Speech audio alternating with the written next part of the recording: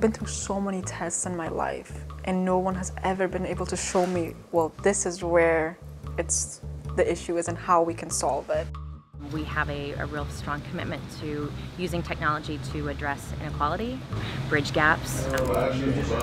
My mission in makeup is to make sure women of color are no longer challenged.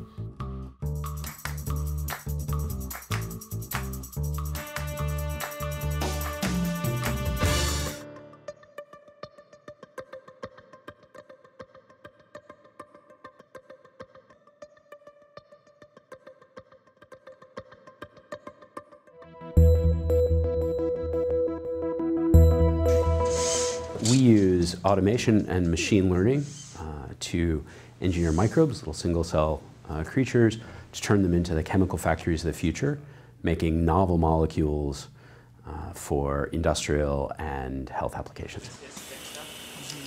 Microbes exist in the real world. We'll modify them slightly to make more of the thing they make naturally, or maybe to make something new altogether. So it might be an adhesive that works inside the human body in a way that a glue that you might make conventionally can't. We can work to increase the effectiveness of crop protection agents, so herbicides, fungicides, those sorts of things. We can reduce the toxicity of agents that seem to work but actually cause other kinds of problems. What we're doing is we're searching the genome for the things that might work, and what machine learning does is it looks for patterns that a human wouldn't find. No, it for sure wouldn't have been possible 5, much less 10 years ago. The idea of storing information in DNA has been around for several decades. It's just that we hit upon an idea that makes it economically attractive to do it. We, as a society, are generating so much data with 5G wireless networks, Internet of Things, high-definition video, and just social media. So by the year 2025, we're going to generate a lot more data and a lot more useful data than we'll have the capacity to store. And so we are in need of a new medium that can be much more efficient than the current solutions. What we want to do with a new medium like DNA is decrease the footprint, environmental footprint, the physical footprint of data storage tremendously. So nature has had to store all of the genetic information in these really tiny cells in the form of DNA. So that really pushed for the selection of information density. So that's the amount of bits you can store in the same volume. DNA is actually just a biopolymer, meaning it's just a chemical material that we're using. It happens to be the material that stores genetic information when it's inside of your body, but it doesn't have to come from a cell. It can be chemically synthesized, just as plastics would be made. When we're manipulating, it's a liquid. It's a liquid solution that you move around to assemble different pieces of DNA. And then for storage, we would dry that down so that it's a powder in any tube that you were storing it in. You can have it last for thousands of years. So let's keep the theme going. What I'm interested in is cognitive neuroprosthetics. Can I literally jam something in your brain and make you smarter? How much you can think about, pay attention to, kind of mentally operate on at any given moment, we've actually found that we can increase that by about 15%. What you'd find is the kids with the greater working memory span might earn as much as a whole grade higher in school, 15 to 30% greater income throughout their lifetimes. There are groups and labs out there that have been able to show, for example, that in that funny hat kind, the non-invasive technologies, they can increase people's honesty. They can modulate your preferences for experiences, taking a bland movie and suddenly making it something that you loved and you want to go back and see again. In a world of increasing technology, this is one possibility to keep us ever relevant. Is to find the best of who we are and combine it with the best of what we can build.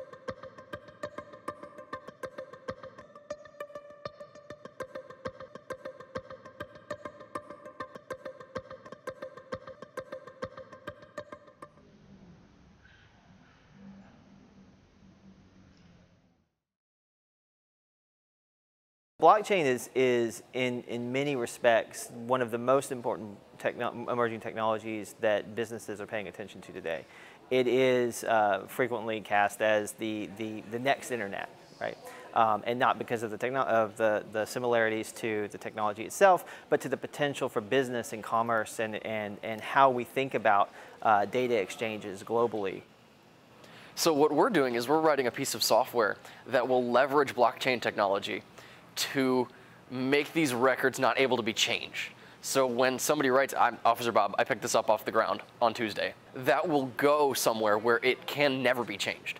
And so you can't go back and rewrite that. So for example, let's say I pay to you, and then you pay to Sam, and then Sam pays to Carol, and then Carol pays to Bob. That entire history of transactions gets saved on this ledger that we call the blockchain. And every node, so basically every computer in the world that decides to participate in hosting this blockchain, basically stores a copy of this ledger. And because there are countless of computers around the world that are helping this network, there's no single point of failure. Imagine you have Twitter or a group chat or some other social network, and you have a bunch of people. Now say among that bunch of people you wanted to keep track of something, but for simplicity we'll call it like your group bucks. Instead of having a piece of paper or a coin that you actually trade around, what you do is you just know how much everyone else has. Okay, Sally has 2, Mindy has 5, and I have 5. And when you want to make a change, you just tell everyone else. So you say, "Hey everybody, I'm sending Bob $1." And everybody, okay, writes that down. And everyone keeps track of everyone else. You see exactly where the funds go to, from what organization, like from what wallet to what wallet. So there's every scenario where, let's say you donate some money, and you don't know how the agency is actually using your money, then if you were to apply that to the blockchain, you could exactly see where your money is going. So hopefully, we're going to start looking at more security aspects of how to secure that data, secure that money, secure that funding, secure that medical records, hopefully within the next couple of years. It's public accountability. And that's basically what blockchain does. That's exactly how Bitcoin works. It's everybody keeping track of everybody else, except everyone's a computer.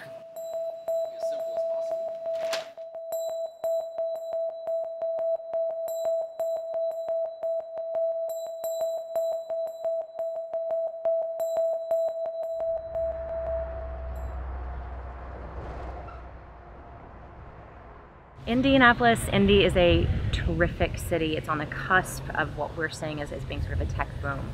There's a lot of companies that have moved in, Salesforce being one of them. There's a lot of opportunity. There's a lot of hunger amongst those people that live in Indy, but also across the state to get into technological fields, to become developers and coders. For Indianapolis proper to be successful, we have to have the world's best coders and engineers, and they have to have the right type of experience. And let me tell you, the big universities used to train for that. They don't train for it today. We are really a great city. We have so much to offer that very often people don't know until they come here.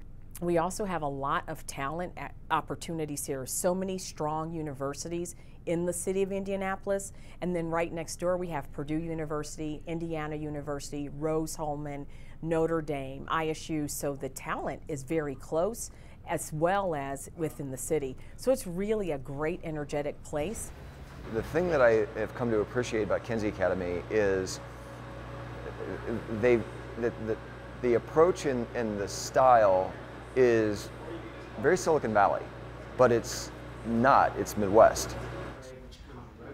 Kinsey Academy is really addressing a gap that we saw in Indy that is providing a different form of education that can put more senior developers into the market more quickly.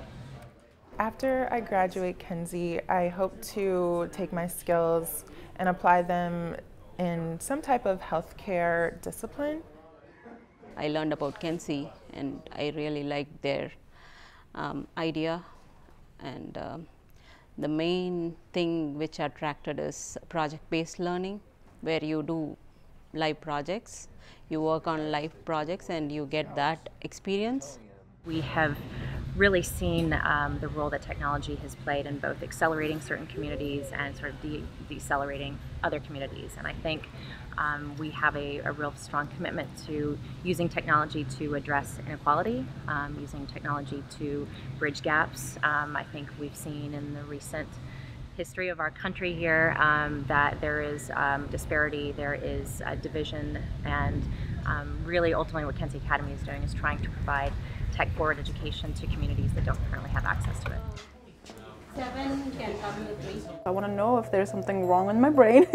And I battled a lot of depression and anxiety growing up, so I want to see it. I was told I had a chemical imbalance. I was told a couple of different things. I'm kind of excited to see what it actually is.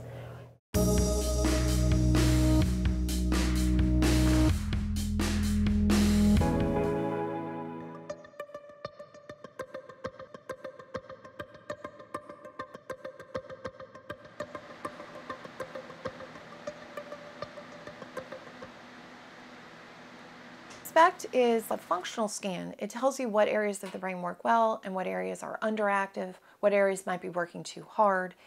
If you had a CT scan or an X-ray or an MRI, those are just snapshots. They're just like a quick picture of the anatomy, whether it be of the brain or the arm or the leg, and you have no good, clear idea of how that part of that imaging or how that part of the body is working.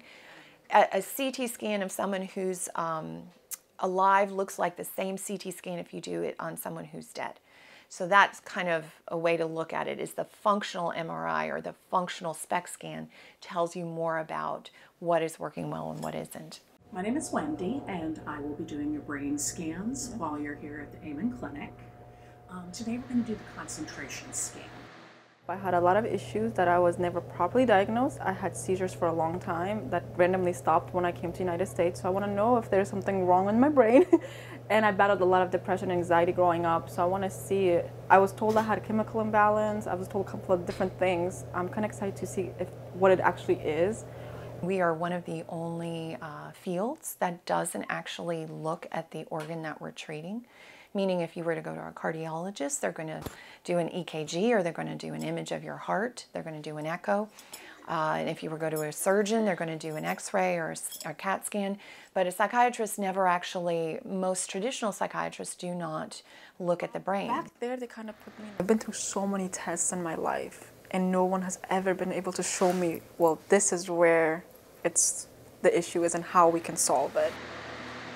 Some people who have depression have had a terrible brain injury that hasn't been diagnosed. Some people with depression have been exposed to toxins or chemicals that haven't been picked up yet. You can see this is what we're looking at on the outside of the brain. So this is just the cortex. You can see each picture is the same brain, just looking from different angles. I mean, I'm kind of a little bit overwhelmed, but also kind of happy that kind of got validated that it wasn't all in my head, that the depression wasn't something I made up, and like as my siblings would like to think that I made up this whole, depression thing. So kind of validating it and also knowing that I wasn't the only person. So the fact that I have this route of going naturally is what very made me happy in a way, that I have other options versus her saying, well, your only option to survive is Zoloft, like how my doctor pretty much sold it to me when I was younger. That was pretty exciting, and knowing that my other parts of my brain are healthy. I think I was nervous seeing what else I could have, the bumps and the holes, but I didn't have any of that, so that was pretty interesting. And it's interesting how they do it. The academic field still sees it as a kind of a research tool rather than a clinical tool. We grab that. You can go ahead and get up. I didn't move or anything, right? No, you didn't. I've already checked.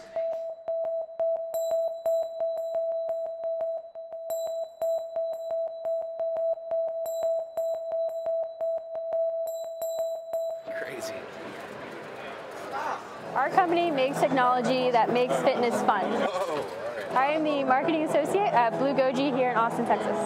We have been making VR games that make you move, so what we call active VR. We have our Infinity treadmill that pairs with a VR headset. Was pretty cool. I think I did exercise in 3 minutes. You have much more motivation to actually get running and do something. Oh, that pushes your limits a little bit. Not just for 20 minutes running in a boring treadmill. it's much more fun. Okay, there's one, and then there's a second one back here. So the belt keeps you centered as well as giving you that security. Since you're in VR, you can't see where your feet are going. So a lot of VR experiences cause motion sickness because there's a disconnect in the brain, just psychologically. You're moving in the game, but you're not moving in real life. And we have come up with a solution, Active VR. When you're moving on the treadmill and you're moving in the game, it mitigates that motion sickness, and you really get full immersion without all the negative side effects. Pretty quickly you adjust to it. In the beginning, it's a different experience, and you don't know what to do. But, it takes 10 seconds to adjust. It does take some getting used to. It's funny, I don't get motion sickness easily, but I got felt a little queasy at one point when I was out of control, so it's surprisingly realistic. All I could think of when I was doing it, if my wife was doing this, she would have been barfing all over the... because it's, it's interesting how the brain works. It's like going downhill, I felt like I was on a roller coaster. There's a bit of a learning curve for VR in general. I believe that the first time you do it is definitely going to be the most disorienting time, and then the more you do it, the more you get used to it, and there's a bit of a transition between going from the real world into the virtual world, and it just kind of takes a second for your brain to adjust to that. So the base price will be $12,000. That includes all of the hardware and all of the software. This is a prototype that we have here. It'll be ready officially early 2019, and we are in talks with high-end gyms, VR arcades, as well as rehabilitation centers and physical therapy centers. It's a lot more fun than a regular treadmill. Technology is like a very important tool. Like even very often it's also a very important part of inspiration.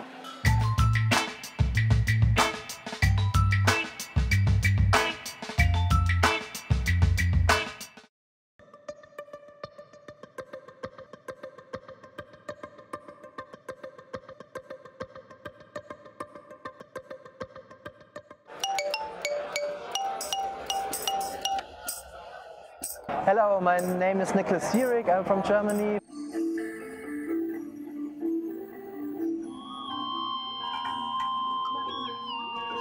My name is Kiko Beck, and I play in a band called Yoazino. Actually, we call it like a psychedelic robot orchestra. It's like a combination of acoustic instruments, but also like very trashy robot instruments. The center of the whole setup is a computer.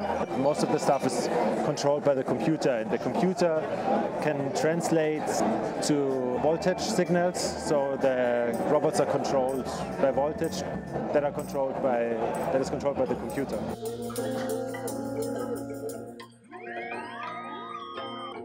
We are two drummers, but in this setup we mostly play keyboards and synthesizers.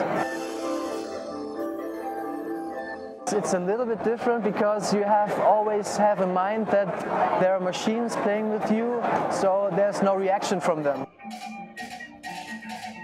We are a little bit free in doing our stuff then, so we want to combine just like this electronic stuff together with some free improvising setup. Technology is like a very important tool. Like even very often it's also a very important part of inspiration. Technology that can help you to have ideas, and also the other way around. Like you have ideas and then you try to find technology. I think it's very connected in our music.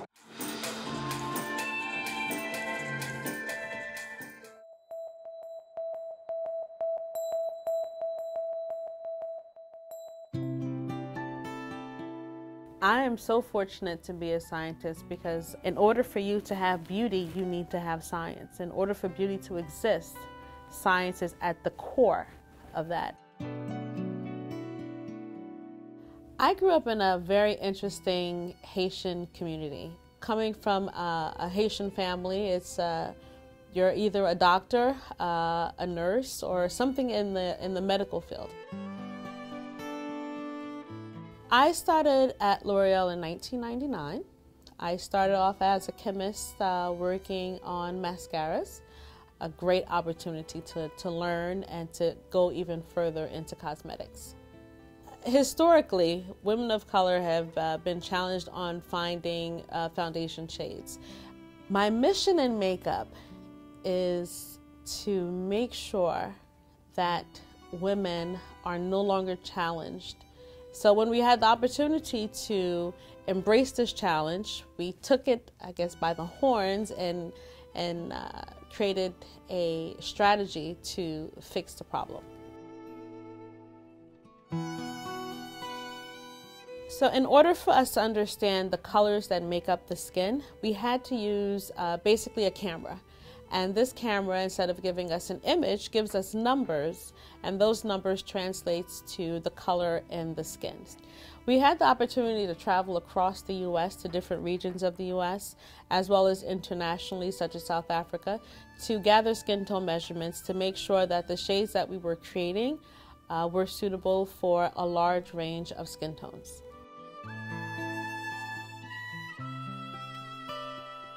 I think one of the great aha moments that we had in taking these skin tone measurements and understanding the colors that make up the skin is that women don't necessarily go blacker.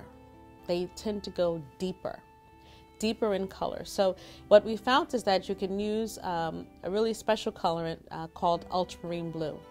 And ultramarine blue is a truly clean, vivid, bright, rich color that allows you to go deeper. But as you go deeper, you're still able to have a very natural color to the skin. We really felt a sense of satisfaction. We felt complete in a sense because we knew that we had found something that would allow us to give this natural look that so many women were looking for.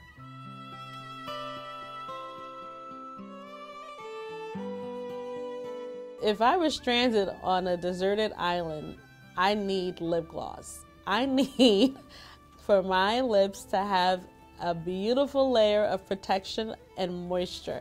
That is my go-to. If I have to have anything in the world, it's lip gloss. What makes me smile is knowing that I'm putting a smile onto someone else's face. When I get a sense of the women that I touch and hearing feedback from them and hearing how the work that we're doing impacts others in a positive way, it's what gets me up in the morning. It's what drives me. It's what I find to be the best thing of my day.